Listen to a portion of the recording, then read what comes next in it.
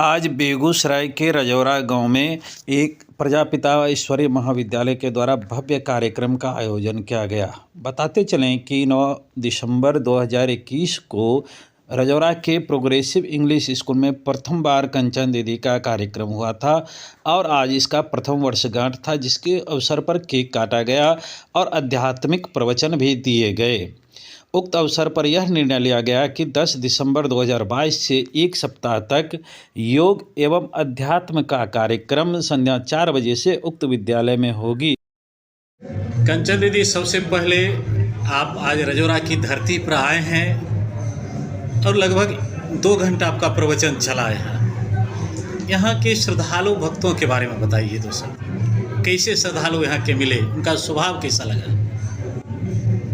इस रजौरा की धरनी पर एक साल में विगत तीसरी बार यहाँ के श्रद्धालुओं से रूबरू होने का मौका मिला है। पिछले साल मैंने यहाँ भागवत कथा की थी, फिर दुर्गा पूजा के टाइम पर मैंने देवी भागवत किया और इस टाइम क्योंकि 1 वर्ष हो गए थे इस स्थान पर जो ब्रह्मा कुमारी के द्वारा ज्ञान चर्चा शुरू हुई है, तो लगातार 1 वर्ष तक जो ये सिलसिला चला है, तो जैसे इसको हम एक गीता पाठशाला का नाम देते हैं और उसका आज वार्षिकोत्सव था।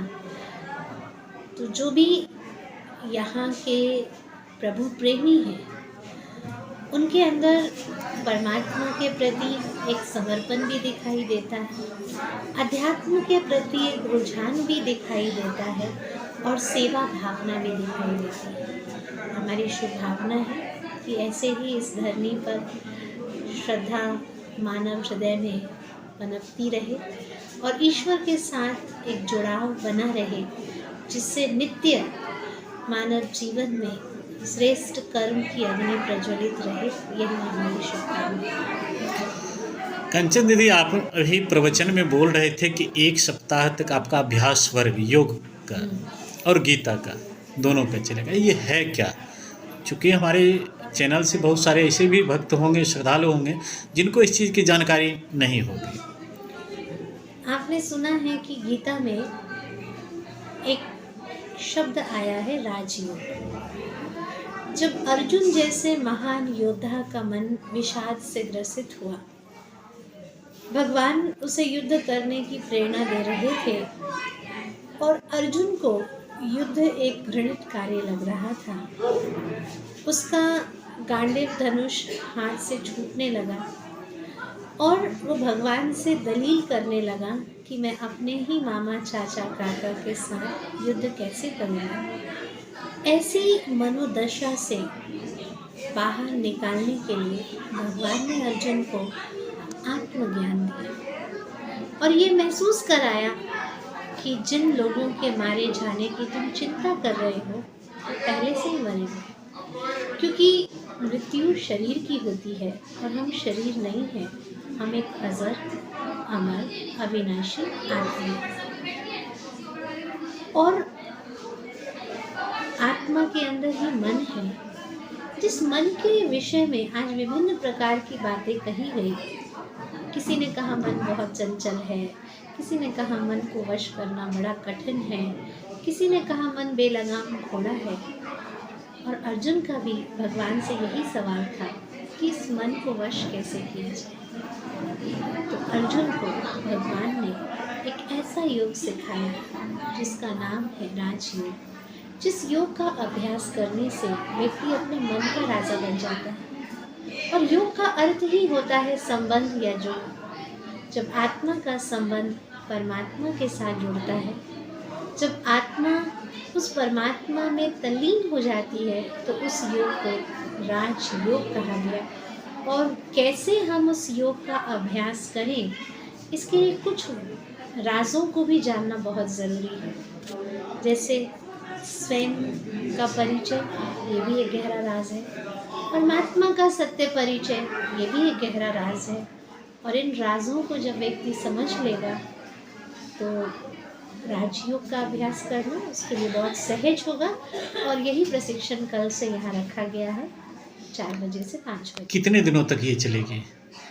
ये 7 दिन का क्लास है। अच्छा, हमारे बहुत सारे ऐसे भी श्रोता होंगे, दर्शक होंगे, जिनको ये लगता होगा इसके लिए कोई फीस वगैरह होगा ये और निःशुल्क समय सेवा- निर्धारित होगा।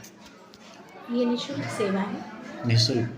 और सबसे बड़ी बात है, परमात्मा का ज्ञान कभी भी अगर कोई शुल्क लेकर के देता है तो ये बहुत बड़ा अपराध है। कि भगवान ने ये ज्ञान हमें निःशुल्क दिया है, तो उस ज्ञान पर किसी भी प्रकार का अगर हम शुल्क निर्धारित करते हैं तो जैसे उसकी संपत्ति को हम कहीं ना कहीं एक बाजारीकरण कर रहे हैं।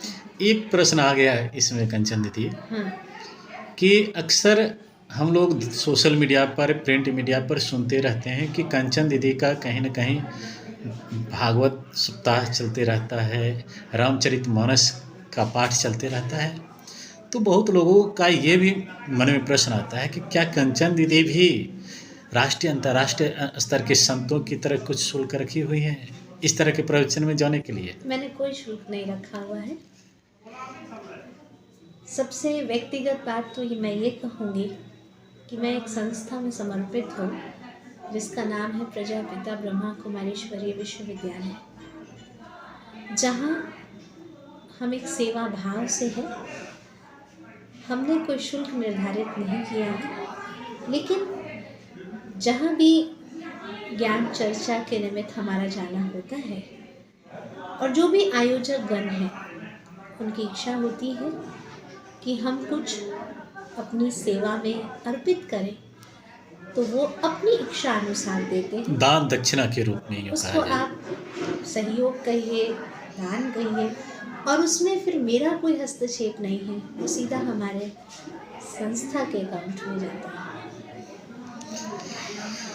कंचन दीदी, शीघ्र अतिशीघ्र कहीं ऐसा आपका कार्यक्रम और होने वाला है जो हमारे चैनल से जो दर्शक श्रोता सुन रहे हैं उनको लगे कि कंचन दीदी का प्रवचन बहुत जल्द हमें सुनने का अवसर मिले? अभी तो 15 तारीख से सूर्यगढ़ा में राम कथा का आयोजन है। सूर्यगढ़ा में, सूर्यगढ़ा बाजार में ही? सूर्यगढ़ा में एक बड़ा दुर्गा मंदिर है, उस मंदिर परिसर में ही उस तरफ कार्यक्रम रहेगा।